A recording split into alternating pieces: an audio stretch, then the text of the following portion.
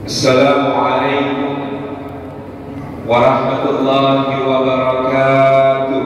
Waalaikumsalam.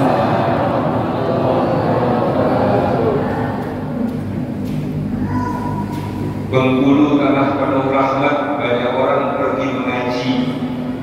Kalau salam belum dijawab semangat, mari kita ulang sekali lagi. Assalamualaikum warahmatullahi wabarakatuh. Waalaikumsalam. Alhamdulillahi haqqa hamdi. Alhamdulillahi hamdan katsiran tayyiban mubarakan fihi. Nahmaduhu wa nasta'inuhu wa nastaghfiruhu wa nastahdihi wa natubu ilaihi wa la na'budu illa iyyahu wa natawakkalu alaihi. Allahumma fasalli wa sallim wa barik ala sayyidina Muhammad wa ala alihi wa ala ashabihi wa dhurriyyatihi wa man sara ala nahjihi wa sanna bi sunnatihi wa ihtada bi hadihi wa da'a bi da'watihi ila yaumi liqa'i rabbih. Amma ba'd. Hadirat al-afadil, hadirat al-mukarramin yang kami takzimi, para alim, para ulama, para asatidz, para ustazah, guru-guru umat yang kami muliakan, segenap takmir DKM Masjid Baitur Rahman beserta seluruh jajaran pengurus yang kita hormati, para tokoh masyarakat, para pimpinan berbagai instansi dan lembaga pemerintahan maupun organisasi masyarakat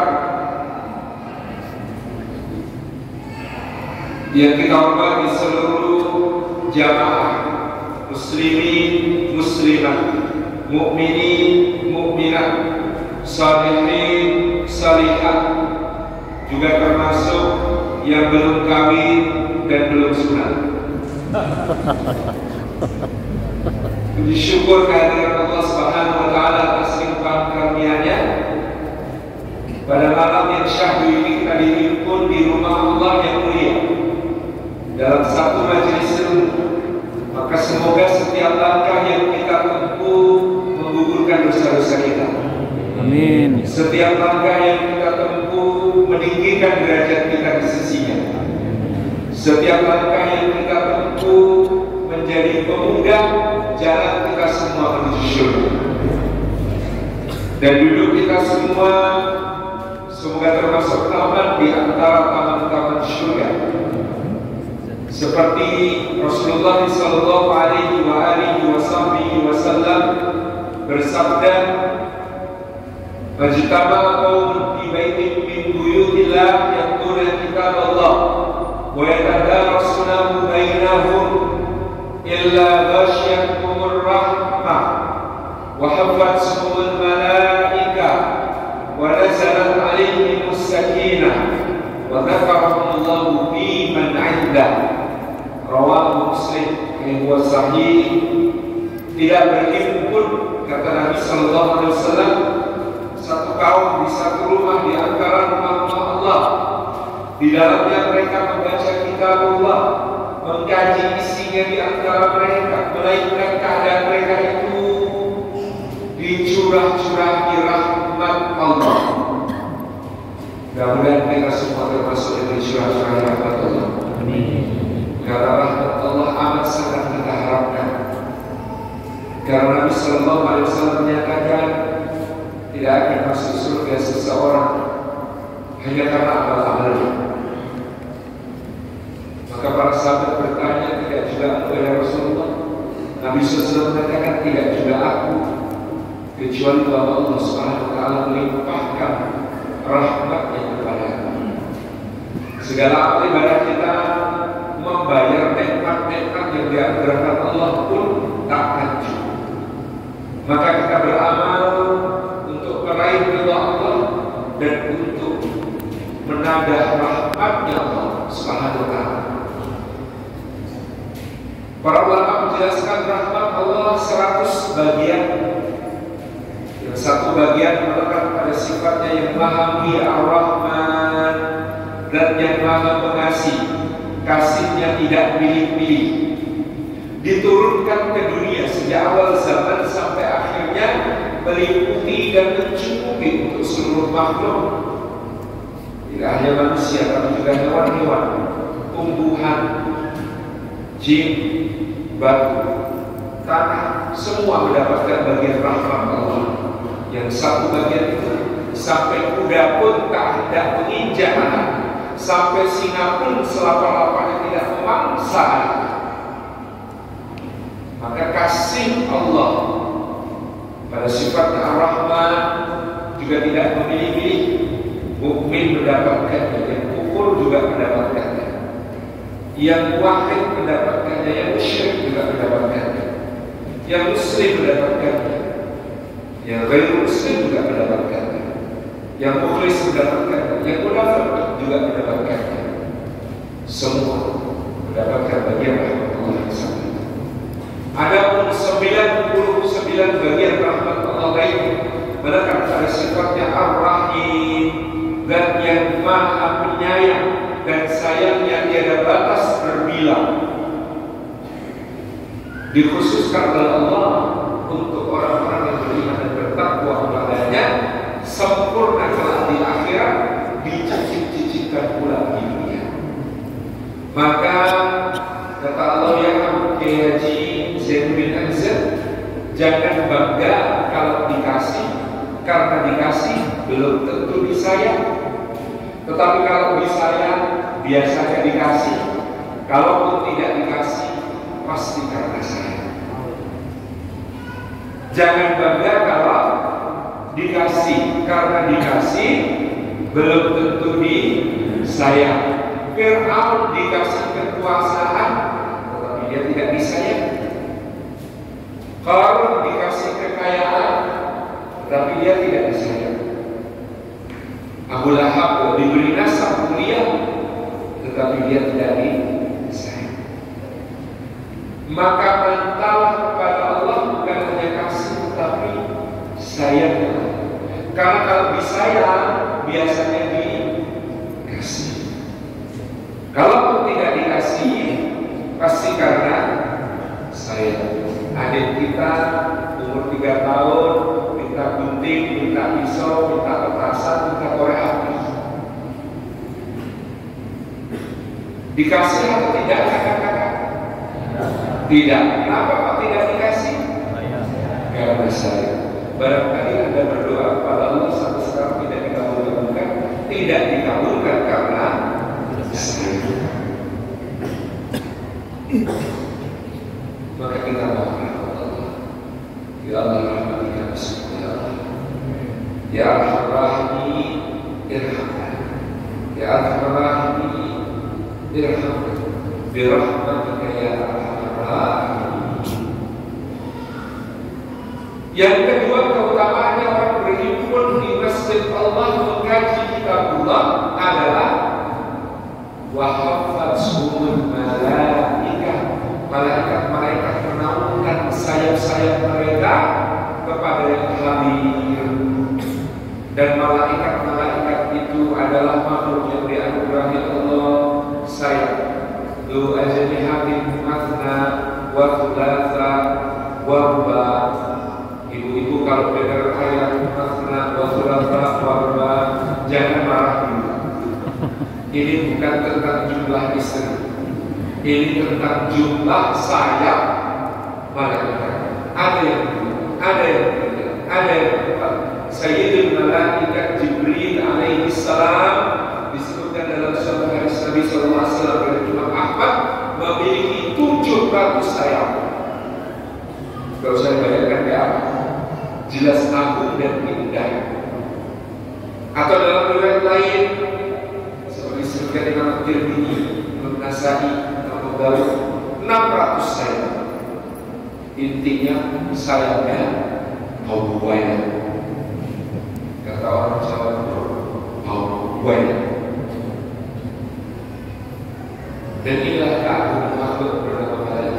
sementara hadis yang lain ada riwayat Bukhari, ada riwayat Muslim, ada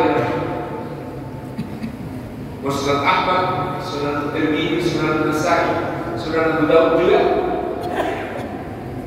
Rasulullah SAW mengatakan, "Ilahi malaikat." Allah punya malaikat. Jumlahnya lebih banyak daripada malaikat pencatat amal. Manusia yang mencatat amal lebih banyak yang lebih banyak mencatat amal. Ini ada malaikat jenis tertentu jumlahnya lebih banyak daripada malaikat pencatat amal. Malaikat-malaikat ini beredar di antara langit dan bumi. Setiap kali ada majelis zikir, majelis ilmu, maka mereka turun lalu melakukan sayap-sayapnya kepada yang hadir. Sepanjang majelis berjalan mereka memohonkan ampunan kepada Allah untuk yang hadir. Begitu majelis selesai ditutup,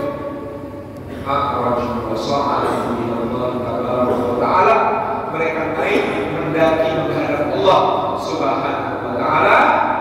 Di hadapan Allah Subhanahu wa Ta'ala mereka bertanya min jitu, pada Allah Maha tahu, tapi dia bertanya dari mana kalian? Min indi ibadatik ya Rabb, kami datang dari sisi hamba-hamba-Mu. Allah Maha tahu, tapi dia bertanya apa yang diminta oleh hamba-hamba-Mu itu? Malaikat menjawab, jannatak ya Rabb, mereka minta surga. Wahal ra'u jannati, kata Allah, memangnya mereka pernah melihat surga? Kata malaikat, lama ya Rabb, belum pernah Allah, mereka belum pernah melihat surga-Mu.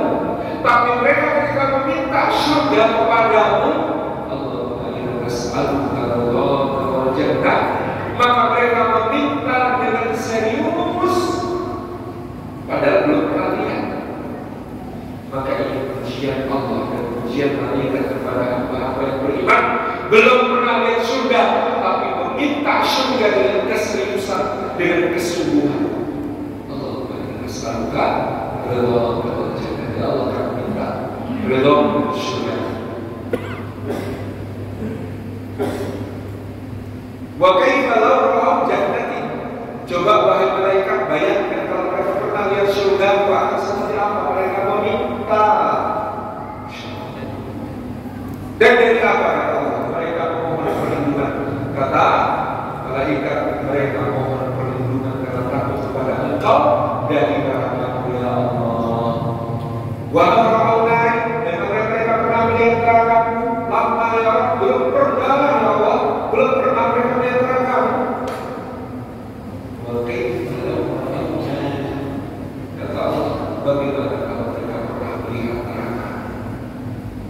Kita minta kepada Allah, wa na'udzubika min sakhatika wan nar, ya Allah kami mohon perlindungan kepada-Mu dari murka-Mu dan neraka-Mu ya Allah. Kita sungguh-sungguh kita takut. Kata Nabi sallallahu alaihi wasallam, apinya jahanam dinyalakan 3000 tahun. 1000 tahun pertama dia menyala dengan warna merah. Kalau ada warna merah menunjukkan panas di dunia, besi yang meleleh itulah warna merah. 1500 derajat Celcius. 1000 tahun kedua neraka dinyalakan, maka apinya berwarna putih. Kalau kita belum belajar fisika, maka bintang yang berwarna merah dan bintang yang berwarna putih itu lebih panas bintang yang berwarna putih. Ribuan kali lipat lebih panas. 1000 tahun ketiga, jahanam dinyalakan, apinya berwarna hitam. Api yang berwarna hitam tidak pernah kita lihat di dunia. Asap ada, api enggak. Maka cerita dengan siksa neraka itu seseorang yang di kakinya diletakkan satu butir bara api neraka, lalu otaknya meninggikan. Wa na'udzubika min sakhatika wan nar, ya Allah dari neraka. Kata malaikat, mereka belum melihat neraka. Mereka belum pernah melihat neraka Allah. Wa kaifa law ra'au nari,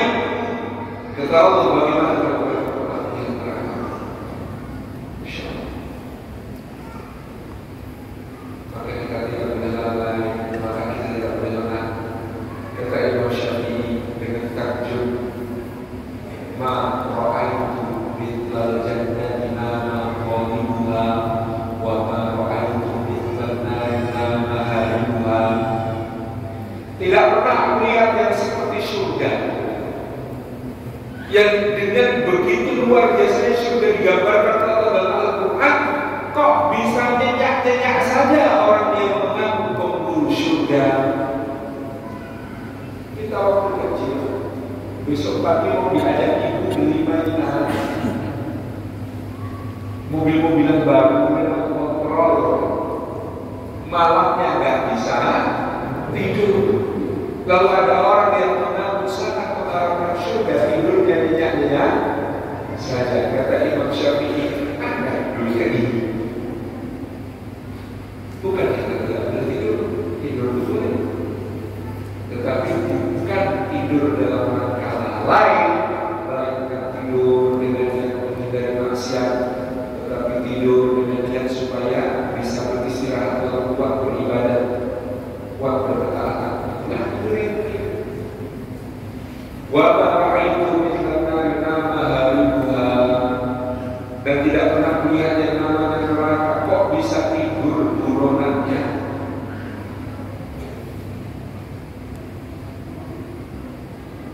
Besok di hutan itu tidak bisa tidur malamnya. Ini ada neraka, siksanya demikian pula digambarkan Allah dalam Al-Quran, lalu bisa tidur dengan nyenyak-nyenyak saja tanpa rasa khawatir.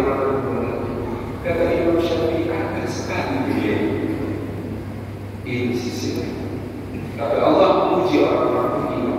Mereka minta surga serius meskipun belum pernah lihat.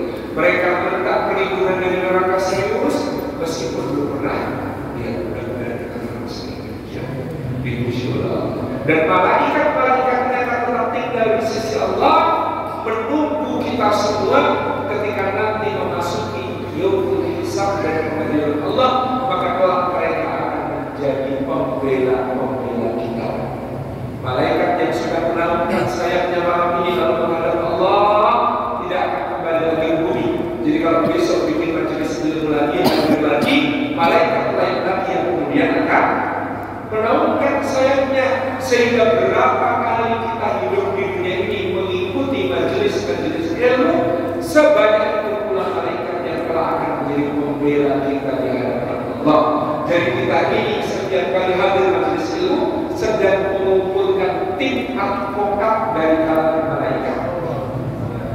Kita semua sedang mengumpulkan pembela-pembela malaikat dari kalangan para malaikat yang telah akan mengatakan Allah takhafu wa la tahzan wa abshiru bil jannati allati kuntum tu'adun.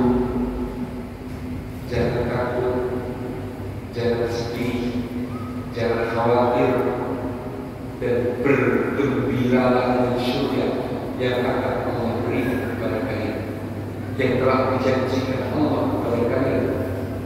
Nah, awliyahu fil hayatid dunya wa fil akhirah, kami akan menjadi pembela-pembela kalian dalam kehidupan dunia maupun akhirat. Masya Allah. Ibu-ibu ini pada rajin sepekan 2-3 kali majelis taklim, maka berarti setahun 100 sampai 150 kali. Belum Ramadan, kuliah tarawih, kuliah subuh, kuliah sebelum buka puasa. 3 kali 30, 90 ditambah 150, 240 malaikat per tahun. Ikut majelis taklim rutin sejak umur 15 sampai umur 75, 60 tahun kali 240 malaikat. Masya Allah, jumlah advokat pembela dari kalangan malaikat sebanyak. Yang ketiga, keutamaannya bermajlis ilmu seperti ini. Wa nazalat alaihimus sakinah, turun kepada hati mereka ketentraman. Kenapa? Karena tentram itu dari Allah, karena tentram itu dari ketaatan. Ala bidzikrillahi tatma'innul qulub. Ingatlah hanya dengan melihat Allah hati. Kalau melihat Khalik tentram, kalau melihat makhluk gelisah. Ingat anak sendiri saja gelisah, apalagi ingat anak orang. Ingat istri sendiri aja gelisah, jadi ini jangan diteruskan.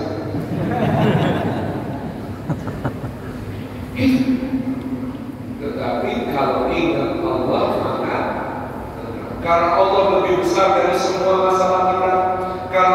lebih besar dari semua kekhawatiran kita, karena Allah lebih besar dari semua kehilangan kita, karena Allah lebih besar dari semua kesedihan kita, karena Allah lebih besar dari semua kegelisahan kita, karena Allah lebih besar dari semua ketakutan kita, karena Allah yang menetapkan takdir kita adalah Zat yang maha berilmu, tidak pernah bodoh.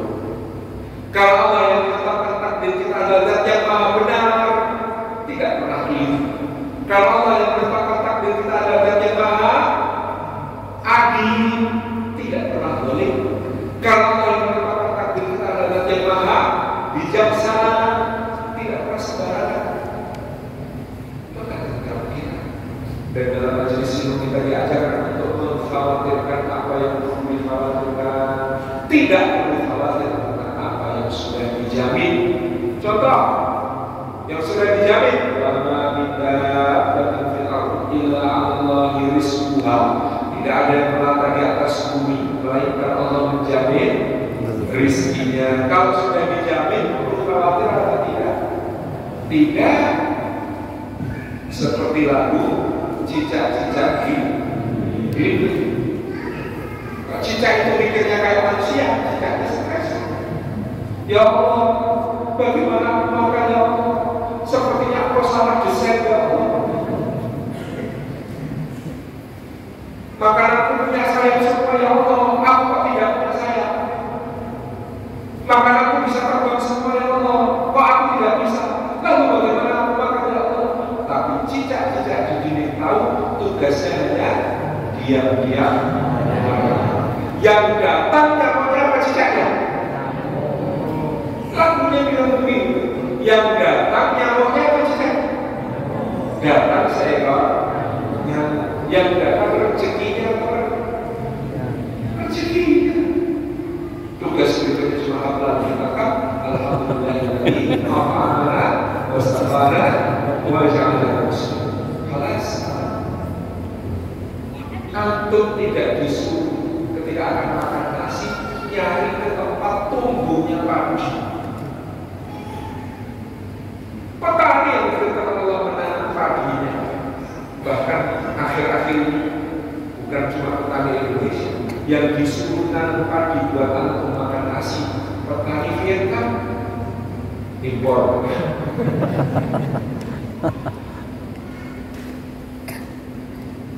Kelapa yang jadi buah santan atau gak disuruh manjat ke pohon, sudah tinggal masuk rumah makan selesai.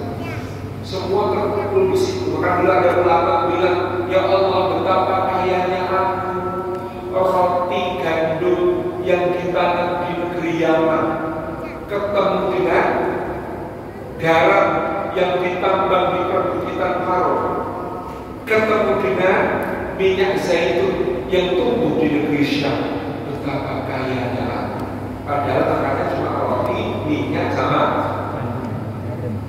garam. Tapi semuanya datang berduyun-duyun kepada dia. Yang perlu dikhawatirkan adalah yang belum dijalin. Contoh yang belum dijalin. Am hasibatu an tadkhulul jannah. Apakah kamu mengira bahwa kamu pasti akan masuk surga? Maka kata sahabat mulia Utsman bin Affan radhiyallahu anhu, mengkhawatirkan dunia itu membuat hati gelap, mengkhawatirkan akhirat membuat hati percaya. Nah, kalau mengkhawatirkan dunia, mikirnya mana waktu mau lihat sekolah awal-awal, daftar 3 anak sekaligus, ini kapan kesempatan korupsi datang? Kalau khawatir dunia yang gelap, yang tukang tambal baju baru masuk sekolah, kalau begitu sebagai tukang tambal baju harus proaktif. Cara proaktif tebarlah paku di sekitar tempat praktek. Gelap kalau kita memikirkan khawatir atas surga, kalau khawatir atas akhirat, terang ya Allah, bisa aku masuk surga atau tidak? Aku sholat ya Allah, bisa aku masuk surga atau tidak? puasa ya Allah, bisa masuk surga tidak ada, istighfar ya Allah, terakhir, tentram dalam bermajlis. Yang keempat, keutamaan yang bermajlis ilmu, wa dzakara fi man 'inda. Allah Subhanahu wa taala menyebut-nyebut nama mereka satu persatu dengan bangga pada makhluk-makhluk mulia yang ada di sisi. Disebut-sebut oleh Allah, dibangga-banggakan, sehingga benar-benar kita semua termasuk orang-orang yang lebih terkenal di dalam daripada. Mudah-mudahan kita semua lebih terkenal dengan alam-alam daripada alam manusia. Mudah-mudahan kita semua termasuk orang-orang yang lebih dirindukan surga daripada dunia. Bayangan saya itu Nabiullah Ibrahim alaihissalam. Waktu beliau hidup, berapa banyak yang kenal Nabi Ibrahim? Sedikit. Waktu beliau hidup, berapa banyak yang sayang sama Nabi Ibrahim? Sedikit. Waktu beliau hidup, berapa banyak yang mendoakan Nabi Ibrahim? Sedikit. Tapi hari ini lebih dari 1 miliar manusia setiap kali tasyahud mengatakan kama sallallahu ala sayyidina Ibrahim wa ala ali sayyidina Ibrahim kama baraka ala Ibrahim wa ala ali Ibrahim.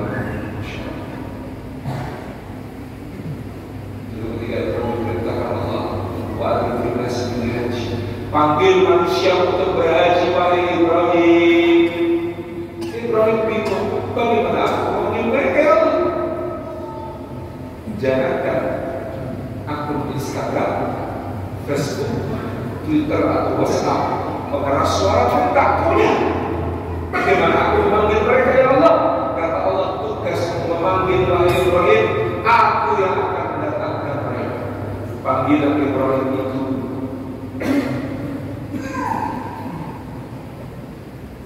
sudah lebih dari 4.200 tahun berhubungan. Hari ini yang antri memenuhi panggilan Ibrahim di Bengkulu data sekarang berapa Pak Haji? 30 tahun. Di Yogyakarta 30 tahun. Mudah-mudahan kita semua yang akan dipanggil Allah. Mudah-mudahan kita semua akan sudah dipanggil untuk bersiaran Rasulullah SAW. Yang penting niat plus amal. Kalau ada dana, daftar, berangkat dan berangkat, bismillah daftar. Niatnya sudah sampai. Katanya ada 3 surat amalan yang jauh. Ya. Pertama, surat Idza Ja'a Nasrullah. Karena itu turun ketika Fathu Makkah supaya kita sampai ke Makkah. Yang kedua, surat Al-Baqarah, itu juga bercerita tentang Makkah. Yang ketiga, surat Tanah. Surat Tanah itu dijual, dipakai untuk mendaftar. Kalau tanahnya ada banyak. Surat Al-Nasr, surat Al-Balad, dan surat Tanah. Masya Allah. Baik, Bapak Ibu yang berhati Allah, itu tadi mukadimah. Jangan khawatir, mukadimah dan isi tidak selalu harus panjang isinya. Mukadimahnya lebih panjang tidak mengapa. Kajian kita akan belajar syukur padamu, satu buku yang saya tulis di tahun 2004. Buku yang saya tulis di tahun 2004 itu artinya saya sudah agak lupa isinya. Sudah 18 tahun yang lalu. Dan buku ini sebenarnya ingin mengungkapkan bagaimana risalah Al-Quran Karim yang diturunkan kepada Rasulullah Muhammad SAW dan din Islam ini mengangkat harkat perempuan, memuliakan perempuan, menjadikan perempuan sebagai mitra laki-laki menggapai ridha Allah dan syurga. Karena Al-Quran seorang ulama Al-Azhar menulis disertasi judulnya Tahrirul Mar'ah fi Usril Risalah, pembebasan perempuan dalam risalah terakhir yang dibawa oleh Nabi Muhammad SAW. Kenapa beliau menyebutnya sebagai pembebasan perempuan? Karena kita tahu berbagai peradaban yang ada sebelumnya misoginis, memandang rendah perempuan dan meletakkan perempuan pada kedudukan yang sangat hina. Di Mesir kuno, perempuan itu bukan subjek tetapi objek, sehingga karena dia adalah objek, dia bisa diwariskan, bisa dipertukarkan, bisa diberikan. Dalam tradisi para Fir'aun, para Faraun di Mesir, kalau seorang raja Mesir ini meninggal, maka selir-selirnya itu diwarisi oleh anak laki-laki. Demikian pula dalam tradisi jahiliyah. Demikian pula yang terjadi di Yunani dan Romawi, di mana perempuan itu dianggap separuh manusia. Hak-haknya adalah separuh dari manusia laki-laki pada umumnya.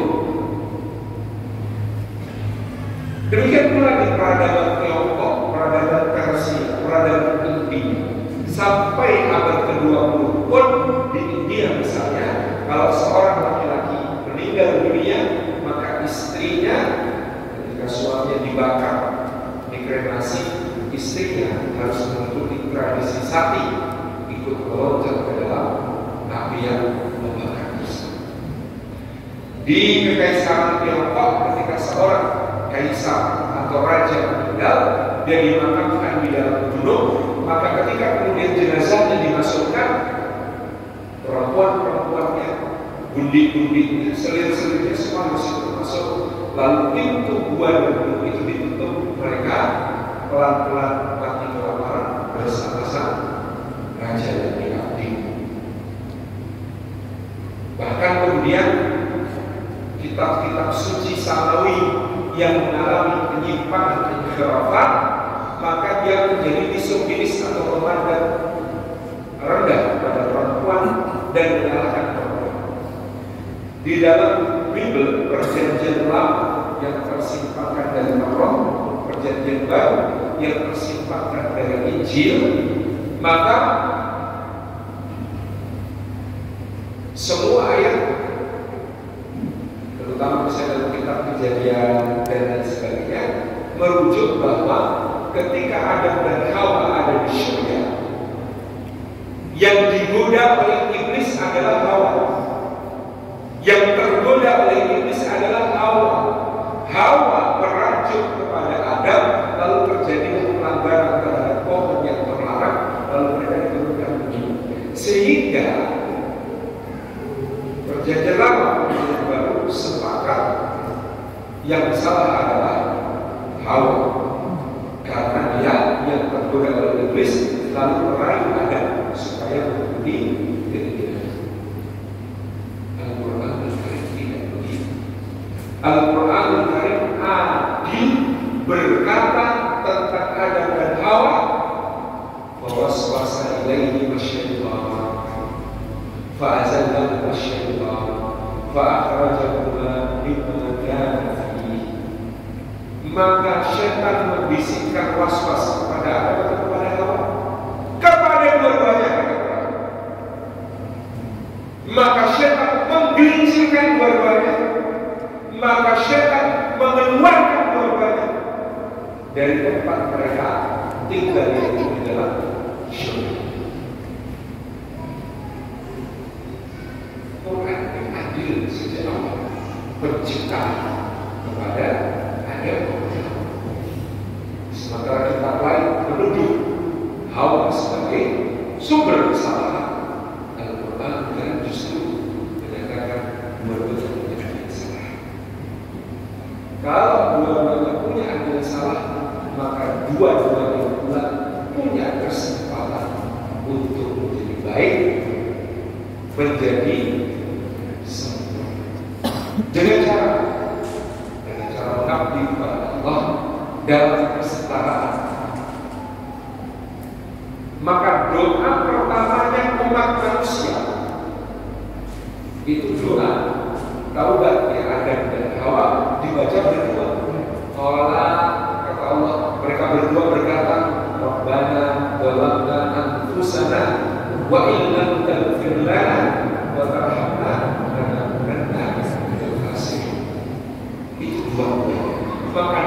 dua-duanya bisa menjadi muslimin, muslimah, mukminin, mukminah, salihin, salihah, tayyibin, tayyibah, sadiqin, sadiqah. Seterusnya semuanya sejajar dalam Al-Quran.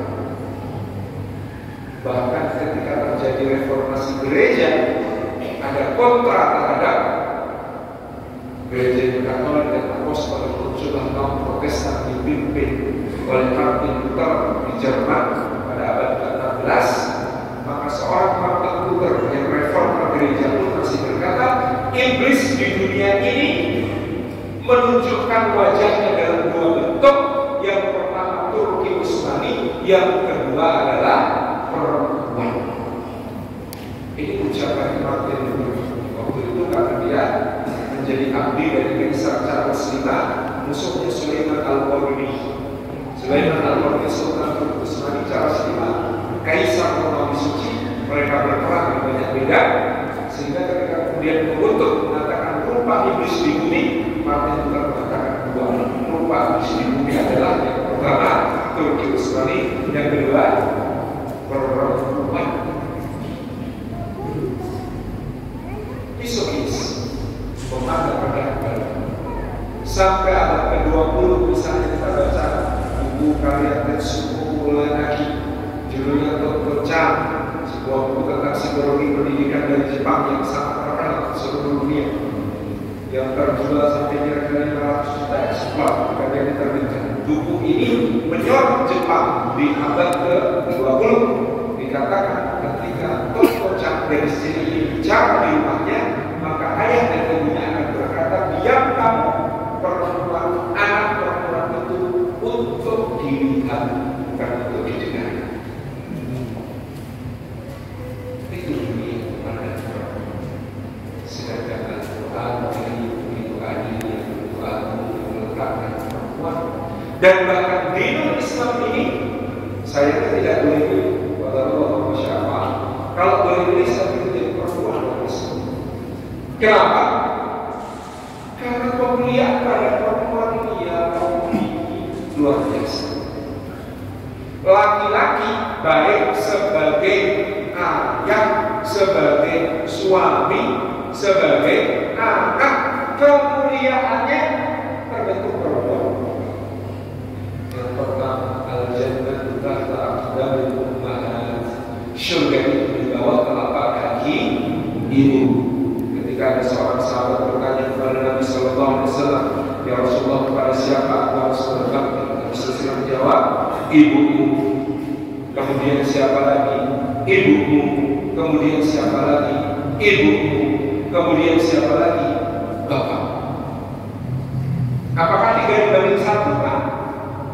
Bakti kepada bapak dibanding ibu, ibu dibanding bapak? Apakah 3 banding 1? Enggak, karena urutannya itu berlaku. Bobot pembicaraan ibuku yang pertama, ibuku yang kedua, dan ibuku yang ketiga beda-beda. Apalagi bapakmu yang bapak. Analoginya bukan di jumlah 3 banding 1, tetapi analoginya seperti pertandingan olahraga. Medali emas, medali perak, medali perunggu diambil ibu-ibu, bapak-bapak hadiah hiburan, juara apa? Dalam soal bakti kepada orang tua, ibu mengalahkan bapak bukan cuma 3 kali lipat, tetapi semua medali bisa ibu, bapak-bapak hadiah hiburan, juara apa? Dan kedua, ketika bicara sebagai suami, maka Nabi Sallallahu Alaihi Wasallam mengatakan, khairukum li ahli wa ana khairukum li ahli. Yang terbaik di antara kalian adalah yang paling baik kepada istri. Kata ahli, makna asal istri. Maka yang ahli tentang kita adalah istri. Sebaik-baik kalian yang paling baik kepada istri. Dan aku dan Nabi Sallallahu mencocokkan menjadi suri teladan tentang bagaimana baikku kepada istri. Suami ukuran kemuliaannya ada pada istri. Kalau kita dua kosong. Yang ketiga, sebagai anak perempuan. Pada suatu hari Nabi Sallallahu Alaihi Wasallam bersabda, barang siapa memiliki 3 anak perempuan dididik dengan baik, maka baginya surga. Ada sahabat tanya, kalau 2 anak perempuan ya Rasulullah? Maka Nabi Sallallahu Alaihi Wasallam bersabda, barang siapa memiliki 2 anak perempuan dididik dengan baik, maka baginya surga. Imam Nawawi dalam salah satu menjelaskan, seandainya ada sahabat yang bertanya, "Oh, 1 anak perempuan ya Rasulullah?" Maka beliau pasti juga akan menjawab, barang siapa memiliki anak perempuan 1 orang dididik dengan baik, maka baginya surga. Jadi ibu, jadi istri, jadi anak menentukan kemuliaan laki-laki dalam Islam. Maka ada isu-isu di zaman kini yang tidak relevan. Karena apa? Karena dia tidak melihat konteks Islam keseluruhan. Contoh ada yang protes, kenapa dalam Islam warisan untuk perempuan separuhnya laki-laki? Lidzakari mithlu haddil unthayayn, untuk seorang laki-laki bagiannya sama dengan bagian 2 orang perempuan. Dalam tradisi Jawa disebut sepikul segedong. Laki-laki dapat 1 pikul, pikul itu kan 2 perempuan, perempuan dapat 1 gendong. Itu tidak adil kata feminis. Itu tidak adil kata pejuang kesetaraan gender. Harusnya sama. Konteks Islam begini, wahai laki-laki, kamu dapat 2 bagian warisan. Saudara perempuan dapat 1 bagian warisan. Tapi wahai perempuan, kamu berhak dan bebas menentukan mahar ketika seorang laki-laki melamar berapapun dia. Kalau mau menikah itu wajib menyanggupi. Dia mau mahar berapa? Sebanyak seluruh warisanmu, Mas. Habis lagi.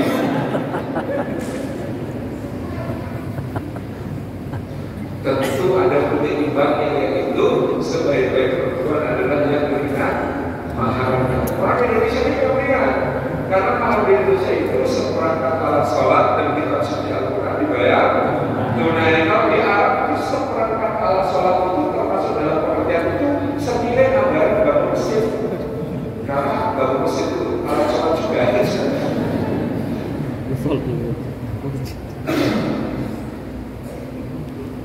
Jadi laki-laki warisannya 2 bagian, perempuan 1 bagian. Tapi kalau soal menetapkan mahar, haknya perempuan. Wanita punya kuasa di sini. Yang berikut juga soal nafkah. Soal laki-laki dapat 2 bagian warisan, tapi wajib menafkahi perempuan, bahkan meskipun istrinya lebih kaya. Kewajiban menafkahi itu tidak bergeser karena dia adalah kawam bagi istri. Ketika laki-laki itu bekerja, maka hasil pekerjaannya dia masih tetap berkewajiban menafkahi. Sedangkan perempuan bekerja, apalagi atas izin suaminya, hasil pekerjaan itu hak pribadi. Kalau ada kerabat-kerabat yang memerlukan bantuan, suami wajib membantu, istri tidak. Maka suatu hari istrinya bertanya sama suamiku, aku masih punya simpanan harta, aku mau sedekah, sebaiknya sedekah sama siapa ya? Dia masih berkata, kenapa aku tidak sedekah kepada aku? Aku sudah sama sekali tidak memiliki apapun dari suami. Istrinya kemudian bilang, mana boleh sedekah sama suami? Apa ada pahalanya nanti? Aku tanya dulu sama Rasulullah. Maka mendatangi Rasulullah SAW, istrinya Sayyidina Abdullah bin Mas'ud bertanya, Rasulullah, kalau saya sedekah suami saya ada pahalanya enggak ya Rasulullah? Nabi SAW mengatakan, engkau bersedekah kepada suamimu, maka bagimu 2 pahala. Yang pertama adalah pahala sedekah, yang kedua adalah pahala mempertahankan keluarga dan silaturahmi. Maka istrinya Sayyidina Abdullah bin Mas'ud berkata, adalah siapnya suaminya. Ini sekali luar biasa. Jadi apa pokoknya kehidupan. Nah, ada menafkahi itu, seorang ulama sangat jelas senjata yang menafkahi dalam soal makan. Sampai dia makan ke mulutnya. Kalau Anda cuma kasih uang untuk belanja, itu namanya seperempat nafkah. Kalau ada yang belanja terus dia masak, itu namanya separuh nafkah. Kalau ada yang belanja, ada yang masak, itu baru 3/4 nafkah. Sampai dimakan, itu baru sepenuh. Pakaian juga begitu. Sampai pakaian, kalau cuma ngisi OVO sama Shopee, Pay, untuk dia belanja sendiri itu baru separuh nafkah, belum selesai, belum tuntas. Sampai pakai ini Pak, makanya bapak-bapak jangan kita melepas harus benar pakai ini. Ini Masya Allah soal nafkah.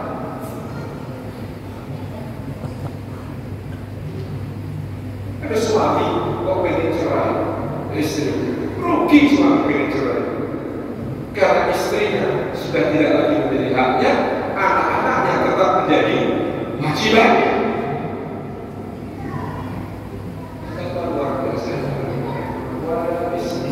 Kalau tadi saya sebutkan betapa tergantungnya laki-laki pada perempuan dalam aturan syariat ini, saya tanya sama bu ibu, bapak, kakak-kakak semua, penting gak punya suami?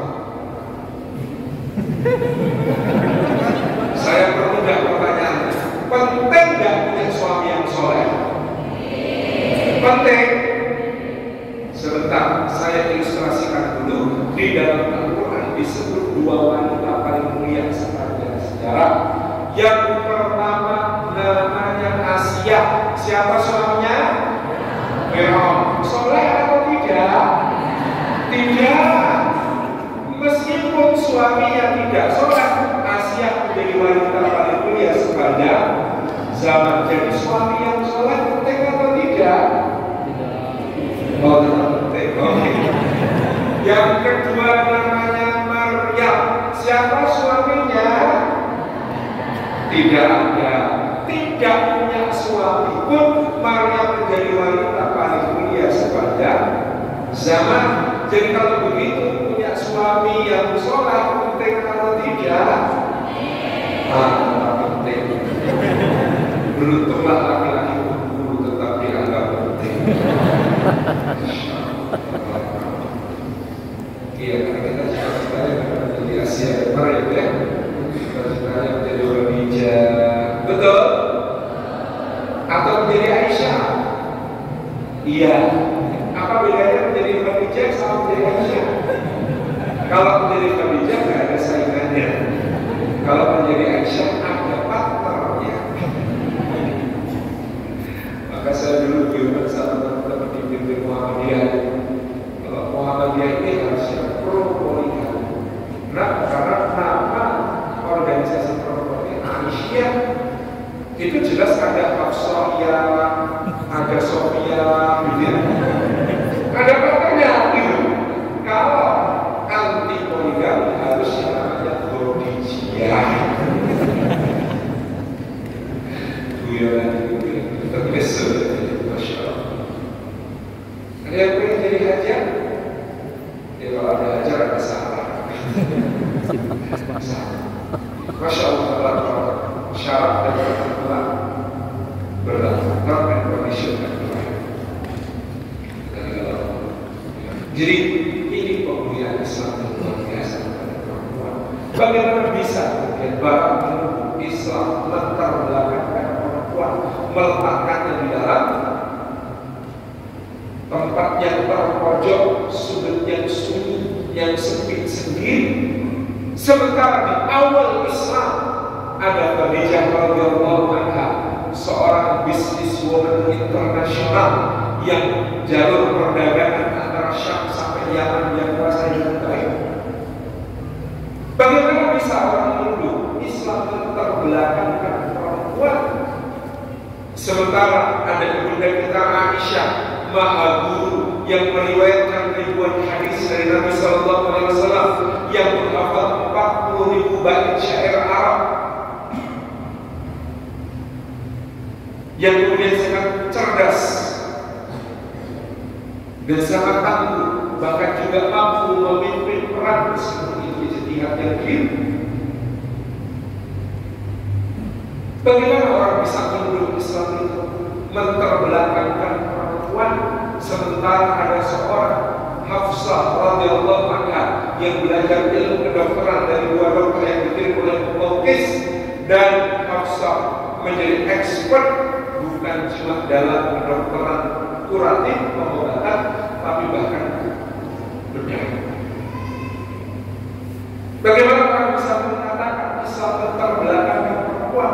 Ada seorang yang belajar bersama Hafsah namanya Ashifa binti Abdillah al-Adawiyah, sepupunya Sayyidina Umar bin Khattab yang profesinya dokter, tapi pada masa Khalifah Umar bin Khattab dia diangkat menjadi wazirah, menteri perempuan, tugasnya mengawasi seluruh pasar, menteri perdagangan kalau kita sekarang di wilayah kekuasaan Sayyidina Umar yang kalau dikonversi sekarang meliputi 28 negara. Menteri perdagangan untuk 28 negara di sana.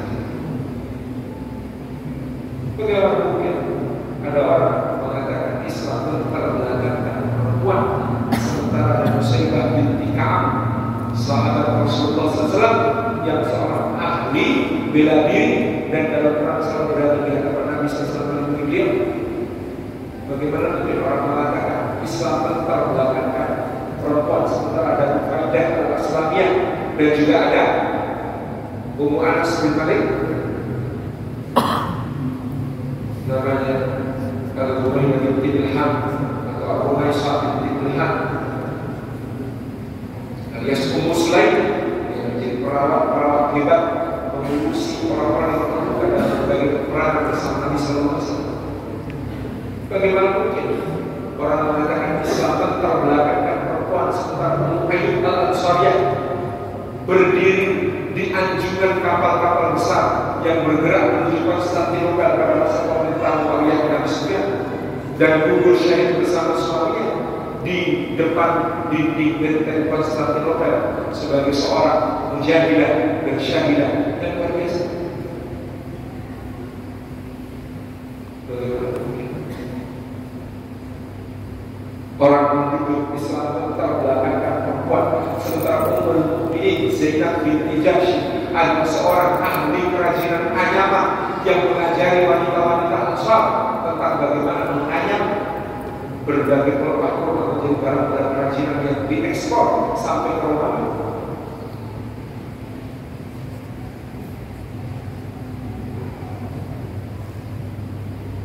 Bahwa kemudian memang ada tugas perempuan yang khusus perempuan dan tidak bisa digantikan laki-laki.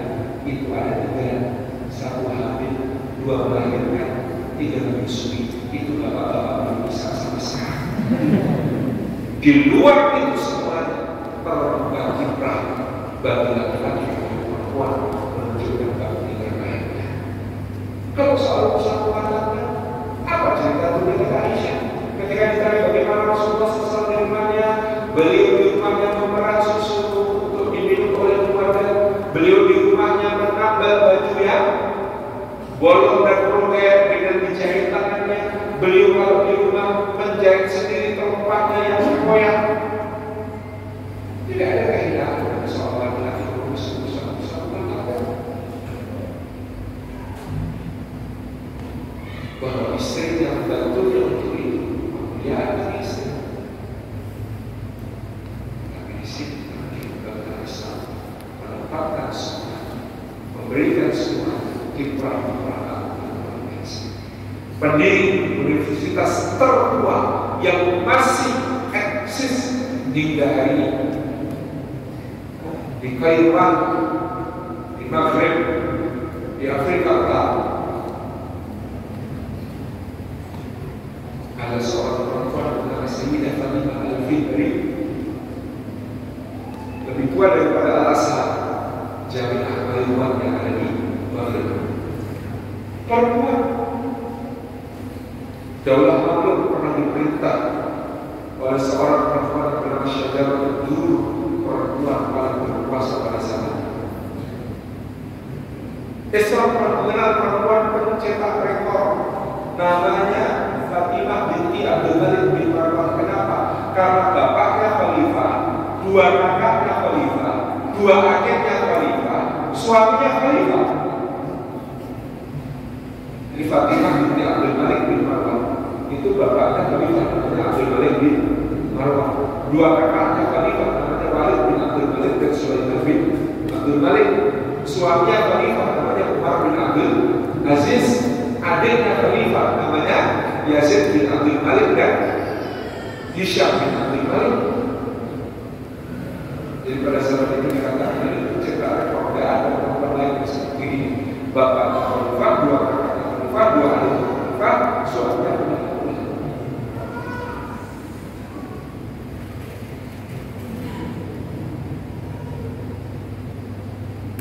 Jazirah Sumatera Utara, salah satu kepala daerah pemimpin Imam Malik kepada masa Sultan Al-Kabir meminta izin agar janda-janda para syahid yang berperang melawan Portugis dihimpun di bawah kepemimpinan menjadi pasukan khusus tersebut.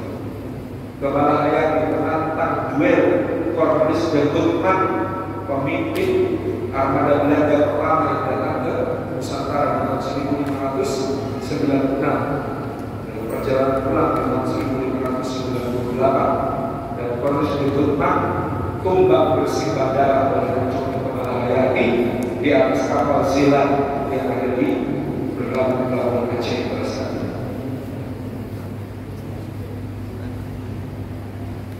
Di Jawa ada seorang ratu namanya Kali Nyaman, perkampungan sejarah. Pada catatan Portugis mengatakan dia adalah mawar laut utara, Reinhard Japora, sang ratu Jepang, dua kali mengirim armada untuk menggempur Portugis di Malaka dengan kekuatan 150 dan 200 kapal. Dan perempuan-perempuan perkasa muslim yang tahu sampai hari ini mereka tumbuh dalam pendidikan Islam yang luar biasa. Siapa? Apa yang dilawan Kartini? Bukan Jawa, bukan orang Jawa Islam, tapi budaya kolonial. Karena satu abad sebelum Kartini ada seorang bernama Ratu Ageng Tegalrejo yang membesarkan mujahid besar di Ponorogo. Ratu Ageng Tegalrejo adalah permaisuri Sri Sultan Hamengkubuwono pertama dari Yogyakarta dari tahun 1740 sampai 1755. Dia menunggang-nunggang mendampingi suaminya berjihad melawan VOC. Dalam 9 tahun jihad itu, dia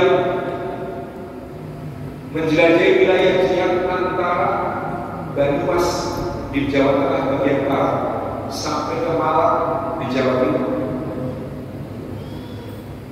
Di tengah perang itu dia melahirkan putranya Raden Mas Sindoro yang telah menjadi Sultan Hamengkubuwono II di lereng Gunung Sindoro. Dia sangat tangkas memainkan senjata, senapan pelocok, pistol flintlock, panah, tombak, pedang, dia bisa semua. Dan sangat terpelajar, menyusun satu buku judulnya Seramna Abdul Hamzah, menceritakan pepahlawanan Sayyidina Hamzah bin Abdul Muthalib, paman Nabi SAW. Naskahnya masih ada di British Library, tebalnya 3040 halaman.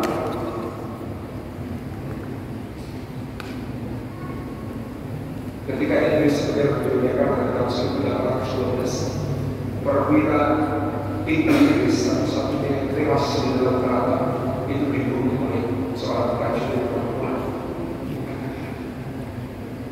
Satu abad sebelum Kartini, perempuan-perempuan Jawa membuat Herman Willem Daendels, Gubernur Jenderal Prancis Belanda, terbelalak dan terpesona. Kata dia, di Eropa tidak ada perempuan seperti ini. Perempuan di Eropa pada masa itu dapur, sumur, kasur. Sementara di Jawa mereka menunggang rumah bertamu dengan kami. Pasca kalah itu berlalu. Konstruk budaya barat untuk dimasukkan ke Nusantara kita, lalu itu yang harus dilawan oleh Kartini. Oleh siapa? Kartini bukan melawan tradisi Islam, tradisi budaya Nusantara. Kolonial tradisi. Terima kasih karena sudah dijawab.